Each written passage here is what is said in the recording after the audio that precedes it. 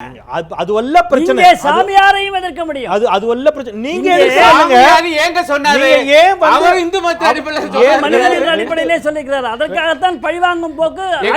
ரெண்டு பிரச்சனை. நீங்க பேசிட்டு எல்லா இடங்களிலும் பேசிட்டு பொழுது குண்டுவெடிப்பு சம்பவத்தை பேசுறோம். மாலேகான் குண்டுவெடிப்பை பற்றி ஏன் யாருமே பேச மாட்டேங்கிறீங்க? மாலேகான் குண்டுவெடிப்புல என்ன இருக்கிறது? இதுவரைக்கும் சார்ஜ் ஷீட் போட்டுருக்காங்களா? எப்படி போடுவாங்க? ஏன் போடல? யார் போடணும்? இதோ 3 ஆண்டுகளுக்கு மேலாக இதுவரை தபால்கரை கொண்டவர இல்ல தபால்கரை கொண்டவர்களை இதுவரைக்கும் யாரும் அந்த வழக்குல கைதே பண்ணல. 3 ஆண்டுகள் ஆச்சு. அதுதான் அவங்க கேக்குறாங்க. ஏன் கேக்குறாங்க? திருமலைசாமி அடிப்படையில் நான் நேரடியாக கேள்வி வந்துறேன். ஒரு நான் கேள்வி வந்துறேன். கேள்வி உள்வாங்கிடுங்க. திருமலைசாமி விசாரணை இருக்கக்கூடிய விஷயங்களை பற்றி நாம் விவாதிக்க கூடாதுன்னா, இந்த தேர்தலுக்கு முன்பு மிகப்பெரிய விவாதமாக மாற்றப்பட்டு தேர்தலில் உங்களுக்கு மிகப்பெரிய அளவில் வெற்றி வாய்ப்பை தேடி தந்த 2G விசாரணையில தான் இன்னும் இருக்குது. நம்ம 2Gல தீர்ப்பை எழுதி முடிச்சிருச்சு பாஜக உள்ளிட்ட கட்சிகள். நான் அதுக்குள்ள போக ஆம்பூர் கலவரத்திலிருந்து எல்லா விவகாரங்களுமே விசாரணையில் தான் இருந்து கொண்டிருக்கின்றன. செல்வி ஜெயலலிதா அவர்களின் மீதான வழக்கு விசாரணை இருந்த பொழுது விவாதித்திருக்கோம். அதனால விசாரணை இருக்கிறதுனால விவாதிக்க முடியாது என்பதல்ல வாதம். என்னுடைய கேள்வி என்பது, இயக்கங்களுக்கு இதில் நேரடியான அரசியல் ஆதாயம் கிடையாது. இந்த இயக்கங்களின் மூலமாக அரசியல் கட்சியாக இருக்கக்கூடிய பாஜக தேர்தல் ரீதியாக மத அடிப்படைவாதத்தை மையப்படுத்தி தென்னிந்தியாவில் குறிப்பாக தமிழகத்திலும் கால் ஊன்றுவதற்கான முயற்சியில் ஈடுபட்டிருக்கிறதா? பாரதிய ஜனதா கட்சி ஒருபோதும் அப்படியான முயற்சியில் ஈடுபடவில்லை, ஈடுபட போவதுமில்லை, எங்களுக்கு தேவையும் இல்லை என்பதை தெளிவாக பதிவு செய்ய விரும்புகிறோம். ஏனென்று சொன்னால், தமிழகத்தை பொறுத்தவரை மத அடிப்படைவாதம், அதன் மீதான பயங்கரவாதம் என்பது 30 ஆண்டுகளுக்கு முன்பே தொடங்கிவிட்டது.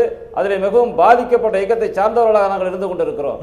இருந்தாலும் கூட எங்களை பொறுத்தவரை RSS ஆகட்டும், அதனுடைய துணை அமைப்பாக இருக்கக்கூடிய பாரதிய ஜனதா கட்சி, இந்து முன்னணி ஆகட்டும், எங்களுக்கு எந்த இடத்திலும் எந்த நேரத்திலும் அடிப்படைவாதத்தின் மீதோ பயங்கரவாதத்தின் மீதோ நம்பிக்கை இல்லை. நாங்கள் அதை ஆதரிக்கவும் இல்லை.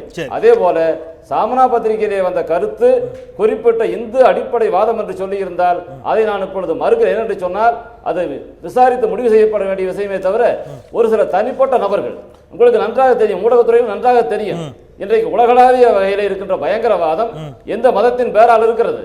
இன்றைக்கு உலகளாவிய போர்கள் எல்லாம் எப்படி வந்திருக்கின்றன. பாரதநாட்டிலேயும் கூட சுதந்திரம் பெற்றதிலிருந்து இன்றைக்கு வரை நீங்கள் கணக்கெடுத்து பாருங்கள், எத்தனை பயங்கரவாதங்கள், எத்தனை குண்டு வெடிப்புகள், எத்தனை கொலைகள் நடந்திருக்கின்றன. ஆக இந்துக்களை பொறுத்தவரை இன்னும் தெளிவாக சொன்னால், பாரதிய ஜனதா கட்சி இந்துக்களுக்காக பேசாவிட்டாலும் கூட இந்த நாட்டிலே பிறந்த ஒவ்வொரு குடிமகனுக்கும் அந்த உரிமை இருக்கிறது. தேசத்தினுடைய நற்பண்பு பயங்கரவாதம் அல்ல என்பதை தெளிவுபடுத்த விரும்புகிறோம். அவர் திரு அருணனுடைய கேள்வி வாங்கிட்டு உங்ககிட்ட வர, நீங்க மறுப்பு சொல்ல வேண்டியிருக்கும்னு நினைக்கிறேன். திரு அருணன் அருணன் கேட்டே வர்றேன். இந்த மத அடிப்படைவாதத்தை பத்தி பேசுகின்ற பொழுது அவர் திருப்பி கேட்கக்கூடிய கேள்வி, இங்கே இருக்கக்கூடிய திராவிடர் கழகம் உள்ளிட்ட எல்லோரையும் நோக்கி ஆண்டாண்டு காலமாக கேட்கப்பட்டு கொண்டிருக்கக்கூடிய ஒரு கேள்வி என்பது, மிக எளிதாக இந்து மத கடவுள்களை மிக மோசமாக உங்களால் விமர்சனம் செய்ய முடிகிறது. அவர் சொன்ன மாதிரி கல்பர்கியினுடைய பேச்சில் தொடங்கி எல்லாவற்றையுமே தங்களை பகுத்தறிவாதிகளாக, தங்களை மிகப்பெரிய ஒரு இன்டலெக்சுவலாக காட்டிக்கொள்வதற்காக இது போன்ற விவாதங்களையும் விமர்சனங்களையும் வைக்கிறார்கள். மற்ற கடவுள்களின் மீது இவர்கள் இது போன்ற விமர்சனங்களை வைக்க முடியுமா அப்படிங்கிற ஒரு கேள்வி வைக்கப்படுகிறது. இந்த வாக்கு வங்கி அரசியல், இந்துக்களை நோக்கி நடக்கக்கூடிய வாக்கு வங்கி அரசியல் என்பது பாஜக செய்து கொண்டிருக்கிறது. நீங்கள் ஒரு வாதம் வைக்கிறீங்க. கேரளாவில் கம்யூனிஸ்ட் கட்சி நேற்று முன்தினம் அவங்க கண்ணூரில் கிருஷ்ண ஜெயந்தி விழாவை கொண்டாடி இருக்கிறார்கள். அதுக்கப்புறம் இல்லை நாங்கள் கிருஷ்ண ஜெயந்தி கிடையாதுங்க, அது கிருஷ்ணர் வேஷம் போட்டு கையில் சேகுவேரா படத்தையும் லெனின் இவங்க படத்தெல்லாம் வச்சு நிற்கிறாங்க. அதுக்கப்புறம் கேட்டால் இல்லை நாங்கள் அது ஓணத்தினுடைய நிறைவு விழாங்கிறீங்க. ஏன் இவ்வளவு முரண்? வங்காளத்தில் துர்கா பூஜை இருக்கு, மாநில விடுமுறை நாள். இல்லை கம்யூனிஸ்ட் ஆட்சியில் உண்டு. சொல்லுங்க. அது நல்ல பதிவாக சொன்னது. உண்மையை சொன்னீங்க, எப்பயாவது தான் சொல்லுவீங்க உண்மையை. அதனால தான் சார் நன்றி.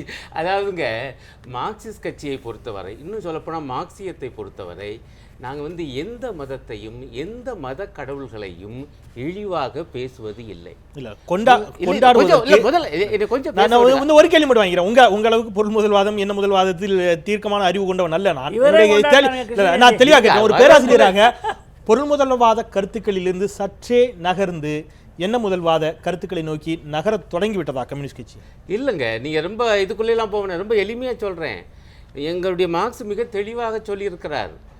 மதம் கொஞ்சம் இருங்க. மதம் என்பது ஒரு மயக்கம் தருகிற அபினாக இருந்தாலும் அது ஏழைகளின் பெருமுச்சாகவும் இருக்கிறது. கொஞ்சம் அதாவது ரெண்டையும் சேர்த்து பார்க்கணும் நாங்கள் சொல்லக்கூடிய கட்சி. நான் என்ன சொல்ல வர்றேன், ஆகவே தான் ஏழை பாலைகள் பின்பற்றுகிற மதங்களை எல்லாம் நாங்கள் இழிவாகவோ அவமானகரமாக பேசுவதில்லை. எங்களை பொறுத்தவரையில் ஜெயந்தியை ஏன் மறுக்கணும் கொண்டாடிட்டு? இல்லை வர்றேங்க. ஆனால் என்ன பிரச்சனைனா கேரளாவில் கொஞ்சம் பேச விடுங்க. கேரளாவில் பணக்காரனுக்கு வேற மதம், மார்க்சிஸ்ட் வேற மதமா? இருங்க ஐயா. கேரளாவில் மார்க்சிஸ்ட் கம்யூனிஸ்ட் கட்சி கிருஷ்ண ஜெயந்தி விழாவை கொண்டாடவில்லை. ஏன் கொண்டாடல? கொண்டாடல என்ன தப்புன்னு தான் நான் கேக்குறேன். காரணம் எங்க இப்ப சொன்னீங்களே இந்த மதத்துக்கு நாங்க எதிரி கிடையாது. இந்த மதத்துக்கு எதிரி கிடையாதுங்க. ஆனால் ஒரு அரசியல் கட்சி ஏங்க மத விழாவை கொண்டாடணும்? அப்படின்னா ஒவ்வொரு மத விழாவையும் கொண்டாடு. எங்களை கொண்டாடலையா? எது நீங்க மற்ற விழாக்கள் எதையுமே மார்க்சிஸ்ட் கம்யூனிஸ்ட் கட்சி எந்த விழாக்களையும் கொண்டாடுனது இல்ல. எந்த மத விழாவையும் நான் கொண்டாடுறது எந்த விழாவையும் கொண்டாடுனது இல்ல. இல்லங்க கேளுங்க, இது ஒரு பாலர் அமைப்பு. நான் இந்த செய்தியை பூரா படிச்சேன். ஒரு பாலர் அமைப்பு, அது கிருஷ்ண ஜெயந்தி அந்த பாலர் அமைப்பு கொண்டாடி இருக்குது. அதுதான் உள்ள. அதை ஏதோ மார்க்சிஸ்ட் கம்யூனிஸ்ட் கட்சியை கொண்டாடினதாக அந்த செய்தி வச்சு நான் செய்தியை பூரா படித்தேன். அவை எங்களை பொறுத்தவரை மீண்டும் சொல்ல வரேன், மார்க்சிஸ்ட் கம்யூனிஸ்ட் அதே போல தான் ஏதோ கொலைகள் நடந்து விட்டால் அதை பாரதிய பேச நீங்க இன்னொரு நான் அதுக்கும் பதில் சொல்லுவேன். அப்புறம் அது நான் என்ன சொல்ல வரேன், இஃப்தார் நோன்புகளில் இங்க இருக்கக்கூடிய திராவிட இயக்க கட்சிகளின் தலைவர்கள் மீது வைக்கக்கூடிய விவாதம் என்பது இஃப்தார் நோன்புகளிலும் கிறிஸ்துமஸ் விழாக்களிலும் கலந்து கொள்கிறார்கள். ஏன் விநாயகர் கலந்துக்கிட்டா என்ன பிரச்சனைங்கிற கேள்வியெல்லாம் அவங்க வைக்கிறாங்க. இடதுசாரி இயக்க தலைவர்கள் இஃப்தார் நோன்புகளில் இதுவரை கலந்து கொண்டது உண்டா இல்லையா? இல்லை, நான் என்ன சொல்லுவேன், நான் சொன்ன வாக்கியத்தை நீங்க கேட்ட பாருங்க. மார்க்சிஸ்ட் கம்யூனிஸ்ட் கட்சி மத விழாவை நடத்துவது உண்டான்னு கேட்டீங்க. நீங்க மத்தவங்க நடத்த விழால கலந்துக்கிறீங்கல்ல? இதுக்கு வர்றேன். மார்க்சிஸ்ட் கம்யூனிஸ்ட் கட்சி எந்த மத விழாவையும் நடத்துவதில்லை, கொண்டாடுவதில்லை. மத்தவங்க நடத்தினா கலந்துக்கிறீங்க. இதை வர்றேன். இன்னும் கூட நீங்க கூர்ந்து கவனிச்சீங்கன்னா எங்க கட்சி எந்த மத விழாவுக்கும் வாழ்த்து தெரிவிச்சு செய்தி கூட வெளியிடுறது. காரணம் ஒரு அரசியல் கட்சிக்கு மத விழா வேண்டாம். இஃப்தார் பொறுத்த வரையில நீங்க அந்த விழாவுக்கு நம்ம எதுக்கு போறோம் என்றால் அநேகமா அவங்க அது சமூக நல்லிணக்க நாளா கொண்டாடுறாங்க. கிருஷ்ண ஜெயந்தியில உங்களுக்கு என்ன சமூக நல்லிணக்கம் கெட்டு போச்சுன்னு கேக்குறாங்க. இல்லங்க, அதர்மத்தை அழிக்கக்கூடிய ஏங்க ஒண்ணு உங்க அதர்மம் என்ன உங்க தர்மம் என்னன்னு தெரியுங்க. கொஞ்சம் பேச விடுங்க. இருங்க, நான் என்ன சொல்ல வரேன், இங்க இருக்கக்கூடிய சூழல் என்ன? இந்த பாபர் மசூதி இடிப்பு என்கிற மிக கொடூரமான பயங்கரவாத செயலுக்கு பிறகு இந்த நாட்டிலே முஸ்லிம் சகோதரர்கள் ஒரு பாதுகாப்பற்ற உணர்விலே வாழுகிறார்கள். இருங்க, பாதுகாப்பற்ற உணர்விலே வாழுகிறார்கள். ஆகவே அவங்க என்ன சொல்றாங்கன்னா, இத்தகைய ஒரு விழாவிலே ஒரு சமூக நல்லிணக்க விழாவாகத்தான் நாங்கள் இதை கொண்டாடுகிறோம், அதற்கு வாருங்கள் என கூப்பிட்ட காரணத்தால் அதற்கு போகிறோம். வெளியே எங்களை பொறுத்தவரை ஒரு அரசியல் கட்சி மத விழாவை கொண்டாடுவது. கடந்த முறை விநாயகர் சதுர்த்தி விழாவிற்கு திமுக பொருளாளரிடமிருந்து வாழ்த்து செய்தி இது போல எல்லா கட்சியிலும் ஏன் இந்துக்களுக்கு ஒரு பார்வை வைக்கிறீர்கள் அப்படிங்கிறது அவங்களுடைய கேள்வி. நான் சமூக தளத்தில் ஒரு கேள்வி வைக்கப்படுது. அது பல காலங்களில் கேட்கப்பட்ட கேள்வி. எனக்கு தெரிஞ்சு ஷானவாஸ் கூட அது குறித்து ஒரு கட்டுரை எழுதியிருந்தார் நினைக்கிறேன். பாத யாத்திரை போறாங்க பழனிக்கு. பல இடங்களில் வழியில் இஸ்லாமிய சகோதரர்கள் திரண்டு அவர்களை வரவேற்கிறார்கள், அவர்களுக்கான குளிர்பானங்களை கொடுக்குறாங்க, உணவுகளை கொடுக்குறாங்க. இதெல்லாம் நம்ம பார்க்க முடியுது. சபரிமலையில் அதை பார்க்க முடியுது. எல்லா இடமும் இருக்கக்கூடிய இந்த நல்லிணக்கம் இன்னும் தென் மாவட்டங்களெல்லாம் ஆத்தங்கரை பள்ளிவாசல் போன்ற இஸ்லாமிய விழாக்களில் பார்த்தீங்கன்னா பெரும்பாலும் இந்து மத சகோதரர்கள் தான் போறாங்க. இதெல்லாம் இருந்துட்டு தான் இருக்கு. ஏன் விநாயகர் சதுர்த்தி ஊர்வலங்கள் மட்டும் பிரச்சனைக்குள்ளாக்கப்பட வேண்டிய அவசியம் எங்கு வருகிறது? இங்குதான் இவர்களுடைய அரசியல் இருக்கிறது அப்படிங்கிற ஒரு கேள்வி அவங்க தொடர்ந்து வலியுறுத்துறாங்க. இன்னும் இன்னும் கொஞ்ச நாள் வரப்போகுது. சுதந்திரம் பெறுவதற்காக பாடுபட்ட தலைவர்களில் விநாயகர் சதுர்த்தி விழாவை முன்னிறுத்தி சுதந்திர வேட்கையை உருவாக்கி தந்த தலைவர் இந்த நாட்டிலே இருந்திருக்கிறார்கள். அதன் தொடர்ச்சியாக தேசிய உணர்வை எழுப்புவதற்காகத்தான் விநாயகர் சதுர்த்தி கொண்டாடப்படுகிறது தெளிவாக சொல்லியிருக்கிறது. அது திருவல்லிக்கேணி நெடுஞ்சாலையை நிச்சயமாக பாகிஸ்தானுக்கு பட்டா போட்டு கொடுத்து விட்டதாக அன்றைய ஆட்சியாளர்கள் செய்தார்கள். ஏனென்றால் வாக்குக்காக, வாக்கு வங்கி வேண்டும் என்பதற்காக. நான் ஒரே ஒரு கேள்விக்கு வந்துடுறேன். அந்த பாதையில் அவர்கள் தொழுகை செய்யக்கூடிய ஒரு மசூதி இருக்கிறது, இஸ்லாமியர்கள் இருக்கிறார்கள். சர்ச்சை ஏதாவது ஒரு சர்ச்சை வந்துடக்கூடாது, பிரச்சனை வந்துடக்கூடாதுங்கிறது அவங்களுடைய பார்வை. அது ஒரு பக்கம் இருக்கட்டும். இந்த பக்கமா வராதீங்கன்னு அவங்க சொல்றாங்க. நீங்க அந்த பக்கமா போறதுல என்ன தவறுங்கிறது உங்களுடைய வாதம். இந்த வாதத்துக்குள்ள நான் போல. நம்ம நாட்டோட இல்ல தவறு இல்ல. இதே இடத்துல தான் சேஷசமுத்திரத்துல இந்த தெருவழியா நாங்க போறோம். இதே ஹிந்து சாமி தான். நான் முடிச்சிடறேன் சார். ஹிந்து சாமி தான் இல்ல சார். ஆமா சார், இல்லன்னு சொல்ல. இங்க விநாயகர் ஊர்வலத்தை இஸ்லாமியர்கள் அதிகமாக இருக்கக்கூடிய வீதியின் வழியாக எடுத்துச் செல்வதில் இவ்வளவு ஆர்வம் காட்டக்கூடிய ஹிந்து அமைப்புகள் சேஷசமுத்திரத்துக்கு போய் அந்த தேரை புதுப்பித்து ராமகோபாலன் அங்க இருக்கக்கூடிய பொதுவெளியின் வழியாக இழுத்து வருவதில் ராமகோபாலனுக்கு தலைமை தாங்கி இழுத்து வருவதில் என்ன சிக்கல்? செய்வார், என்ன சிக்கல் ஏன் வந்து இதுவரைக்கும் எந்த இடத்துலயும் செய்யல? ஒவ்வொரு சேலத்துல டெய்லி செய்யல. எரிஞ்சுக்கிட்டு இருக்கு சேலத்துல செய்யல. சேஷசமுத்திரம். தாராசுரம் டெய்லி எரிஞ்சுக்கிட்டு இருக்குது. போ சொல்லுங்க ஏன் செய்யல? பாப்போம். இன்னைக்கு வரைக்கும் ஒரு அறிக்கை கூட கிடையாது ராமகோபாலன். இல்ல, கண்ட தேவில இன்னும் தேர் இழுக்க முடியல. நான் என்ன சொல்றேன், கண்ட தேவில இன்னும் தலித்துகளால் தேர் இழுக்க முடியல. அங்க போய் போறாங்கல்ல? நின்னு முன்னாடி நின்னு எங்களுடைய கடவுள் ஹிந்து கடவுள், நாங்க முன்னாடி நிக்கிறோம் வாங்கன்னு சொல்லி கயிறிழுக்க தயாராக இருக்கிறவர்களும் இந்துக்கள்.